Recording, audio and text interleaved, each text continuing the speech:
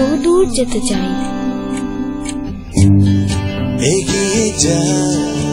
ভালোবাসার প্রতিদান দিতে চাই,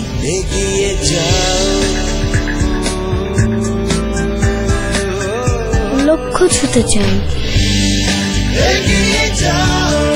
ভোরের আলো হতে চাই,